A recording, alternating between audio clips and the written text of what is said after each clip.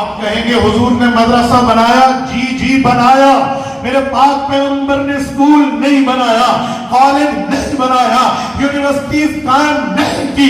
میں یونیورسٹی کا مخالف نہیں ہوں, میں کالج کا مخالف نہیں ہوں, میں اسکول کا مخالف نہیں ہوں. میں نے یونیورسٹی ٹاپ کر کے پڑھی ہے, لیکن بتانے کا مطلب یہ ہے کہ آج جو نظریہ یونیورسٹی سے ملتا ہے میں اس نظریے کا مخالف ہوں. جو مائنڈ سیٹ مجھے کالج دیتا ہے میں اس مائنڈ سیٹ کا مخالف ہوں. اس بنیاد پہ کہہ رہا ہوں میرے پاک پیغمبر نے اسکولز قائم نہیں کیے, کالجز قائم نہیں کیے, یونیورسٹیز قائم نہیں کیے, انسٹیٹیوٹ قائم نہیں کیے, ٹیوشن سینٹر قائم نہیں کیے.